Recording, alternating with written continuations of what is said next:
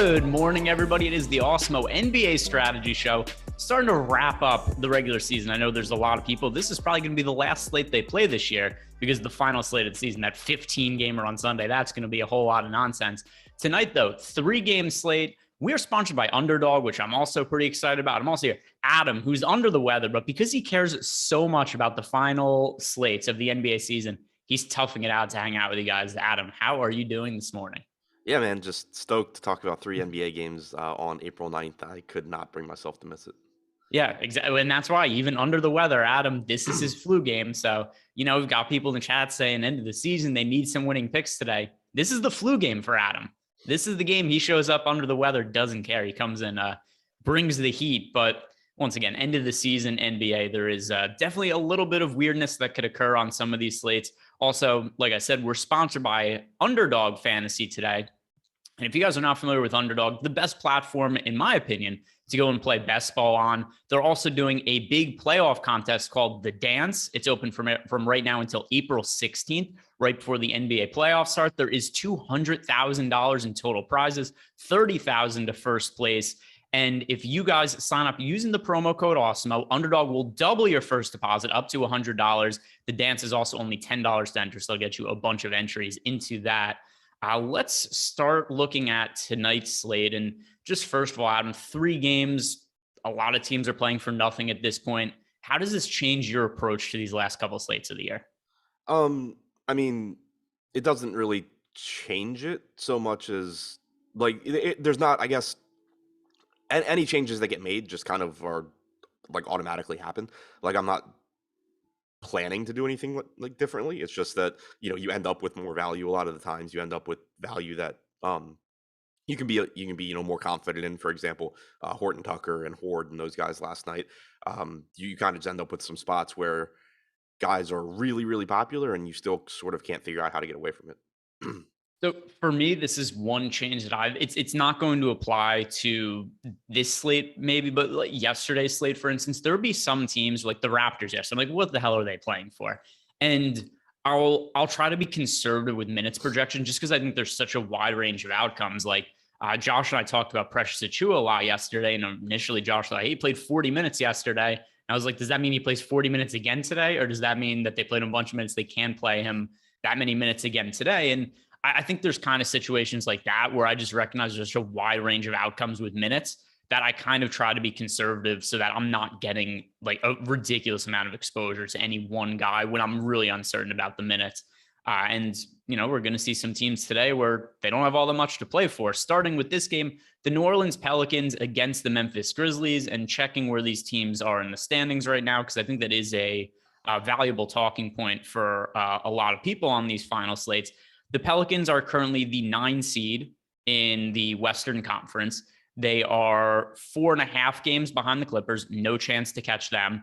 And then they are 2 games ahead of the San Antonio Spurs. So I believe that the Pelicans either need 1 win or 1 Spurs loss to make sure that they have home court advantage in the first game of the play-in. So is this a massively important game for the Pelicans? No, but there is a little bit of incentive here for them. They have Brandon Ingram currently listed as questionable in the injury report.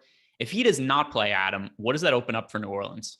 It makes CJ McCollum look better. McCollum has played well since joining New Orleans one way or the other, but when you take Ingram off the floor since he's been there, he's got a usage rate around 32%, assist percentage at about 34%. You can expect him to play big minutes, and his salary's actually come down a little bit on DraftKings as well, down to 8,200. So even if Ingram's in on a 3-game slate, I think McCollum looks pretty good. But if you take Ingram out, he looks a lot better. You also get a little bit more usage for Valanciunas if Ingram is out. He's only $7,900. So I think both of those guys look pretty good one way or the other. But if Ingram's out, they look even better. And then if Ingram's out, are there any value plays that really stand out to you? I think there's reason to think guys like Herb Jones and Jackson Hayes could get more minutes, but we're not looking at guys that are sub 4K or anything like that anymore. I think this is unfortunately a lot of accurate pricing on the New Orleans Pelicans. Herb Jones would be my go-to guy, I guess, for cheap on this team, but it is more to do with it just being a 3-game slate, and I'm willing to play anybody that could get extended minutes. But I wouldn't look at any of these guys and be like, oh, that's a smash value play. Do you see it any differently? No, I mean, I agree, but Devontae Graham moved into the starting lineup last game. He only played like 20 minutes, but that was a easy blowout win over Portland. He didn't play at all in the fourth quarter. So at 4K, like you could get there. Alvarado played about 22 minutes off the bench at 3,800. If you get 20 to 22 minutes from him, he looks decent. If Ingram is in, you're only expecting, low teens probably, so not really in play. And then one other thing we did see last game is that Billy Hernangomez was the backup center once again. He had been out of the rotation. Then Joval missed the game and he started. Then last game, he was the backup center. I assume that had to do with Ingram being out. And as a result, Hayes playing more time at the 4. So if Ingram is in, I don't feel confident that Hernangomez is even playing. But if Ingram is out, then you have a $3,900 Hernangomez who likely is playing, 18 to 20 minutes behind Jovel. And then are there any other deep flyers on this team? Larry Nance Jr. is fairly cheap, although, like you said, with Hernangomez back in the mix, that kind of does cap the upside for Larry Nance. Anybody that's off the board is, like a flyer for a 3-game slate. I haven't minded taking some shots at Larry Nance recently just because we got the game a few games ago where he played 28 minutes. So physically, we know that if things break right, he can play a lot. And at 3,500, even if he gets like 20 minutes, especially for a 3-game slate, you can potentially get, a 6 to 7x guy that doesn't kill you. So I don't mind that as long as there's not much ownership. All right, let's move to the other side of the game, the Memphis Grizzlies. And this is another team that's really difficult to talk about right now because we have seen Ja Morant miss an extended period of time. He's overall for the season missed a ton of games. He's missed about 25% of the season. We know what happens when Ja Morant is not in the lineup, but he's listed as questionable. It looks like there's a chance he's going to be in there either today or tomorrow, just with the Grizzlies trying to get him some reps heading into the playoffs. But as is, he has not played since March 18th. So about a month that we've seen no Ja Morant out there. If he plays, I have to assume it's pretty limited minutes, probably at most 30, mid-20s, probably a little bit more reasonable. What are your expectations for Ja Morant if he is in? Yeah, I'm with you. There's no reason for them to run him into the ground. Like they should be looking to get back to their, they just want everybody to be in rhythm for the postseason.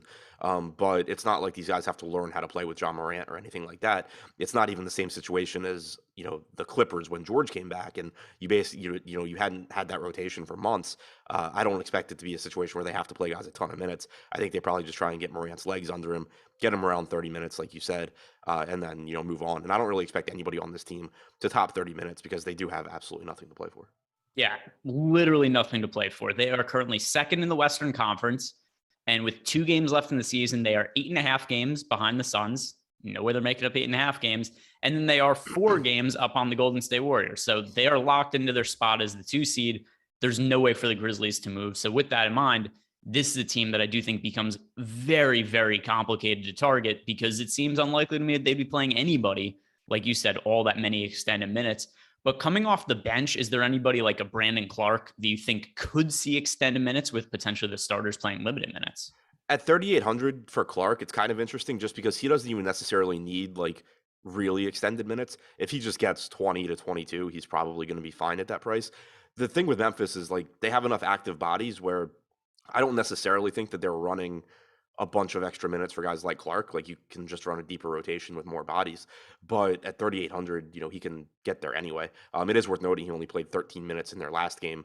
It was a blowout loss to the Nuggets, but so Aldama was in the closing lineup. Xavier Tillman was in there, but there's a lot of minutes volatility. I don't expect there to be a game where Clark plays 28 minutes or anything like that. But at 3,800, he doesn't really need to.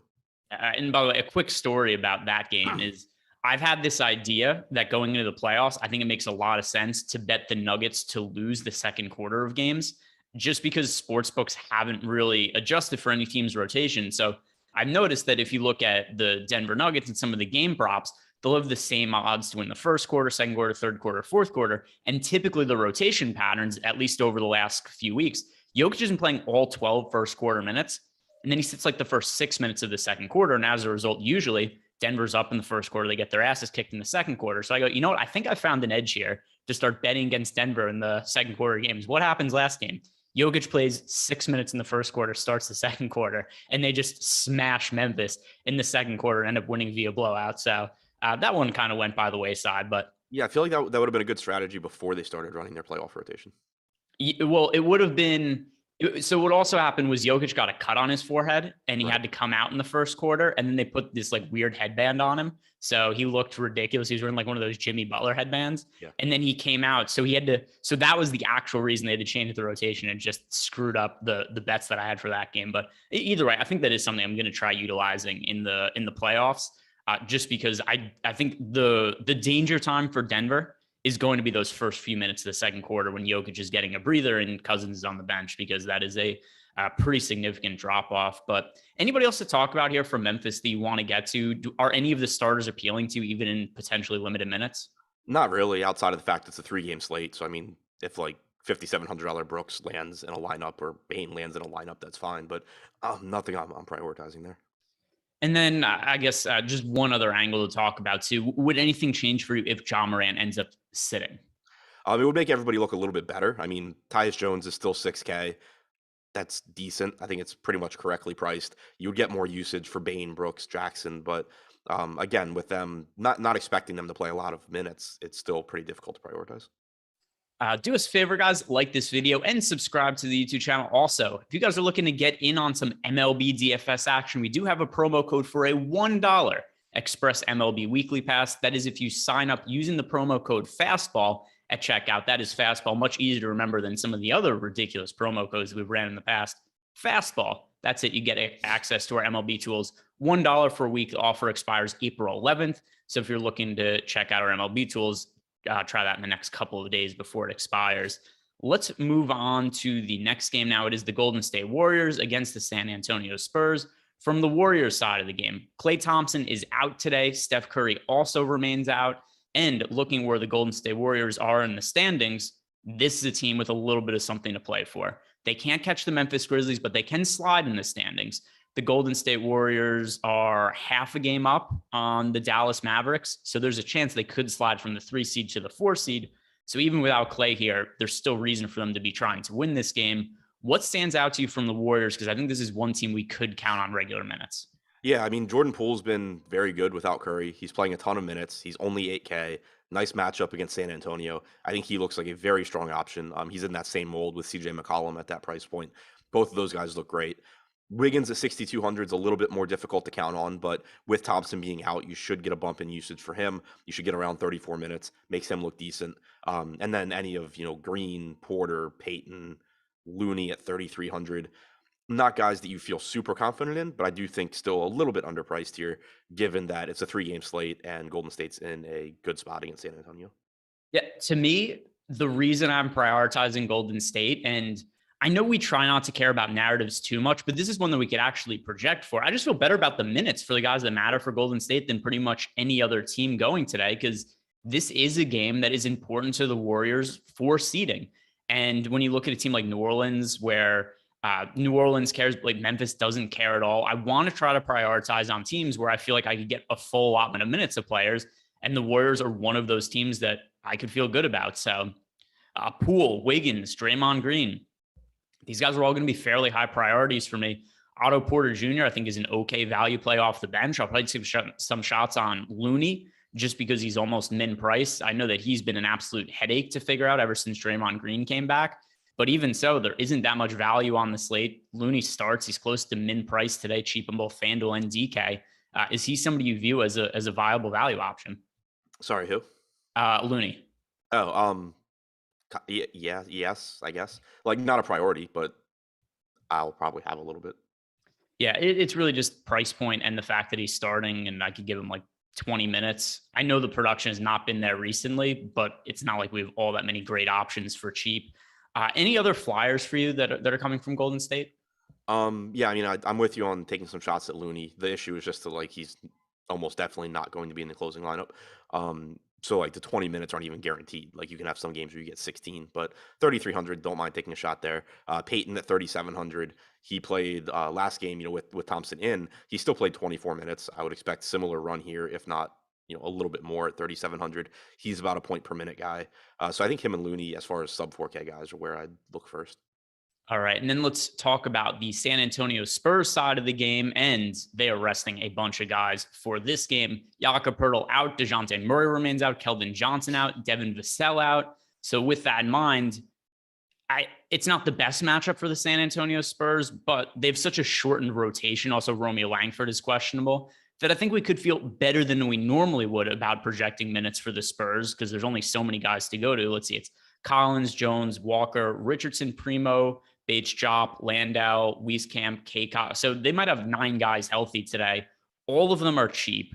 But of these cheap guys, who stand out as the best value plays? So Trey Jones, I don't know what's up with his salary, but it's just not moving. He's still 5,400 on DraftKings. He's a .9 to 1 fantasy point per minute guy without Murray or White. So I think he still looks very good. Looks like a very strong value here. Um, Zach Collins, we know, is a very good point per minute guy. He's 4,500 and has power forward eligibility, so that's nice. I assume he's going to start in place of Pirtle. You're going to probably get Landale as his backup. Landale's 3K flat. Not a bad point per minute guy. I would expect that he's getting at least 18 to 20 minutes behind Collins. So it makes him look pretty good. Similarly, you can take shots at Kaycock as well. Don't know exactly how that front court rotation is going to look, but there's plenty of minutes available. We have seen Landale play some minutes alongside like Pirtle this year, so maybe you get some. I expect all three of Collins, Kaycock, and Landale to play, and Kaycock and Landale are both good point per minute guys that are 3K flat. So I like taking some shots there. Bates Diop should play a lot. Lonnie Walker at 3,800 is going to look really good. He's got about a 27% usage rate without Murray and White on the floor this year. And now you also don't have Keldon Johnson out there. So I expect the offense basically to run through Lonnie Walker, as crazy as that sounds. Fair to say that the Spurs are the best source of value tonight? Yeah, I don't see any way around that. Yeah. So, I mean, for me as well, I assume that when I make builds later on in the day, and yeah, I'll be back on live before lock. We have a lot of content on the YouTube channel today because we've got multiple MLB shows. We've also got NBA Deeper Dive, NBA Live before lock. We also got MMA Live before lock for one of the bigger MMA cards of the year. So all the more reason you guys should like this video and subscribe to the YouTube channel. We've got a little bit of everything covered today. But anyway, when I start building my lineups a little bit later in the day, I assume the Spurs are the team I'm going to end up with the most exposure to just because it's hard to find value. There's a lot of guys out here. Any other talking points for you from San Antonio?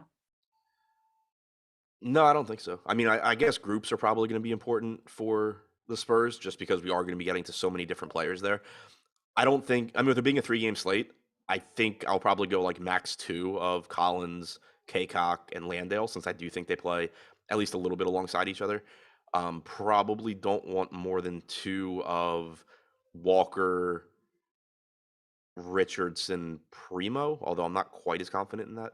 I guess, yeah. I mean, or maybe max 2 of like Richardson, Bates, Diop, and Primo would make sense to me. And then just one other question on the Spurs before we move on to the final game of the slate is, do you have, it's only a 3-game slate. This is the team that looks like they're going to be the best source of value. Is there a maximum amount of Spurs that you'd be willing to play in a lineup? Just because a 3-game slate is inherently different than, say, like a 10-game slate. Yeah, I mean, I think I might actually just set it at like 5, and I'm not going to get a lot of lineups that have 5, but I don't really care to maximize or to uh, limit how many I can play here, just because not only is it a 3-game slate, but it's not even like it's a 3-game slate where you have a bunch of good plays from other teams. Like if you look at New Orleans, at least the way things look right now, assuming Ingram is in, there's a couple of plays we like and a bunch of stuff that just looks mediocre. Memphis as a whole looks mediocre. Golden State has some good plays, but still, it's mostly like 1 or 2 guys that really stand out. Same is going to go for the Clippers. Same is going to go for Sacramento. So I think that, again, like most lineups I play will probably have like 3 Spurs, but I'm not going to hard cap it like I would if the slate were bigger. All right, let's move to the final game of the slate, which is the Sacramento Kings against the Los Angeles Clippers. Now, from the Kings side of the game, we know by now they've shut down Sabonis and Fox for the rest of the season. This game means nothing for the Kings because not only have they been out of the playoff picture for a while, winning or losing can impact their draft status based on where they are right now at 29 and 51 because they have a few games separating the teams ahead of them and behind them in the standings. So I assume we just see the Kings go out and play guys like Davion Mitchell as many minutes as he could handle. Kind of what they've been doing recently, getting him reps and try to get him the experience that'll be better heading into next year. What stands out to you from the Kings? And this is another team that, well, maybe the minutes for like Harrison Barnes are a little bit sketchy because what do they need to play him for at this time of year? At least we should feel good about Davion Mitchell and some other young players' minutes. Yeah, so I just wanted to clarify quickly because it seemed like people misunderstood in chat. I'm not saying I'm playing 5 Spurs on a lot of teams or necessarily even any teams. I'm just saying like I'm not capping how many I get. I don't really care. The max on FanDuel is 4. The max on DraftKings is 5. If I end up with a lineup that has, for example, Trey Jones, Zach Collins, Lonnie Walker, Bates Diop, and Landale, and then I'm filling it in with like Jordan Poole and McCollum and Paul George or something, or Davion Mitchell, like I don't care. That's fine. It's not going to happen a lot, but my point is just I don't care how many Spurs I get. As far as Sacramento goes, Mitchell does look good. That price tag has come back down. They did say that they were going to start cutting his minutes back a bit down the end of the down the stretch. So I don't know exactly what that means. We know that He coaches do played lie a 40 lot. last game. What'd you say?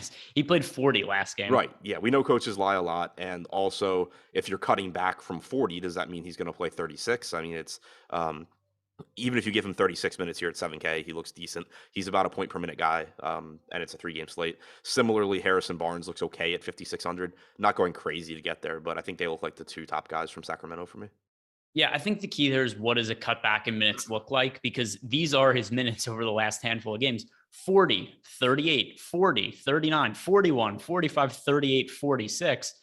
If you play him 38 minutes, you've also cut back his minutes. So it's hard to know exactly what that means. As for the other guys on this team, Damian Jones has showed some upside, but he's become a little bit more pricey. Same goes for Dante DiVincenzo. He no longer is a guy with a sub 4K salary. Who are the other players outside of Davion Mitchell that you think are worth getting to from the Kings? Not much stands out. I mean, if you want to take some shots on Damian Jones at 5,900, we know he's been playing well. He's getting, 28 to 30 minutes. He's around a fantasy point per minute guy. Certainly a ceiling for him, but the issue you run into is just like, how do you prioritize $5,900 Damian Jones when you have Zach Collins and Landale and Kaycock, some combination of those guys. You have Joe Val from New Orleans. So I think it's difficult to prioritize that. Similar for, DiVincenzo, Chimezi Metu. It's not shocking if any of these guys have good games, but they're uh, not towards the top of the list in terms of priority. And then on the Clipper side, what is your expectation for playing time? I think this is such a difficult one because it seems like they've been trying to get these guys reps just so they've played together, because Paul George missed so much of the season and the team hasn't been together. Obviously, Norman Powell they acquired at the trade deadline, and then he broke his foot afterwards. He only came back last week. So this group has not played a lot of minutes together heading into the playoffs. At the same time, the game also means nothing. The Clippers are the 8th seed in the West. The 7th seed, the Minnesota Timberwolves, are 5.5 games ahead of them. The 9th seed, the New Orleans Pelicans, are 4 games behind them. So the Clippers are locked into their spot. They have been for a little bit. How do you think that impacts the expectations for how much run these guys get? I still think you're going to get pretty decent run here because, like you said, they haven't played a lot of minutes together. Now you're trying to work Norman Powell back into things as well. He played 22 minutes off the bench last game. I'm interested to see if he starts today. If, maybe he replaces Batum in the starting lineup, they get him up to, 26 minutes, get him some more run playing alongside Paul George, because we know that Powell should be a very useful piece for them in the postseason. And I don't think he's coming off the bench in the postseason. So I wouldn't be surprised if you see him start and maybe pick up a few more minutes. Paul George at 9,300 in a good matchup, I think is pretty appealing. If you give him even 32 minutes, he looks pretty good here, and you certainly could get a couple of more minutes.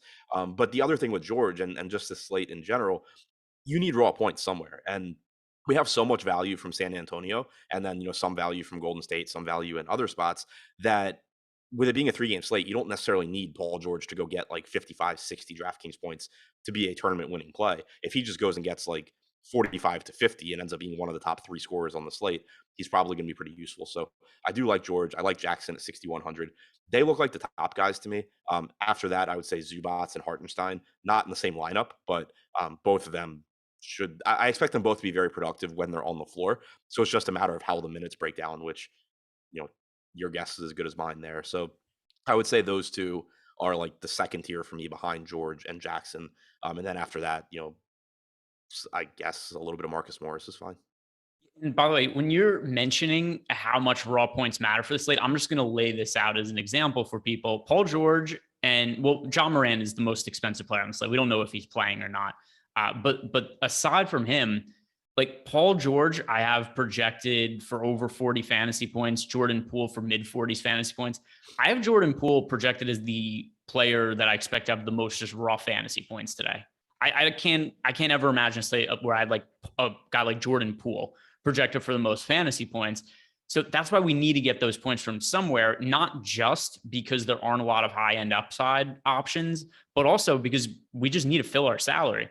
It's legitimate to think that Paul George could put up like 38 fantasy points at 9,300 on DK and land in the optimal lineup.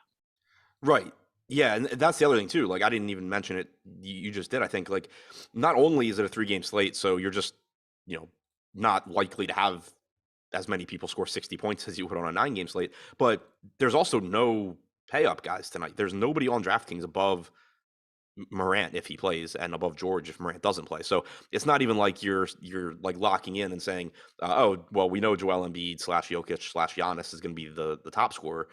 It could very easily be Paul George. Like he projects as either the number 1 or number 2 scorer along with Jordan Poole. So yeah, it's just that you don't need to worry about point per dollar value quite as much on somebody like George when you have so many guys. Well, one, when the slate is smaller, and then two, when you have a lot of guys like San Antonio that are very likely to just destroy their salary in terms of point per dollar. Yeah, there's a lot of guys on San Antonio that are, in like the 3 to 4K range that should be in like the 6K range or so. So that's something that's going to impact a lot on this slate and is also something that makes this slate a little bit different from a lot of other ones. But anything else that you want to mention here from the Clippers side of the game? Any flyers from this team? No, not really. Like they have such a deep rotation still that I think it's pretty difficult to point to much. I mentioned Morris kind of as a last guy in. Batum, if he starts at 3,700, kind of the same thing. But like Covington's price tag has come up, Kennard's price tag has come up. That makes things pretty difficult there. All right, let's get out of here. Make sure we get Adam healthy. If you guys want to check out our premium betting Discord, you could sign up for that using the link in the description box below. Something that pays for itself. We track all our bets, so we know that it's been plus money since we've opened it. I expect it's going to be going forward because we got guys like Alex Baker, Steve Buzzard, Ben Raza giving out picks. Also, follow our new betting account at Awesemo Bets. We're going to be giving out 1 free bet per day from our premium betting Discord. Other than that, guys, if you have any questions, hit me up on Twitter. I'll be answering some of those later in the day. Check out the deeper dive. Check out Live Before Lock. Good luck today, and also keep up on all the injuries.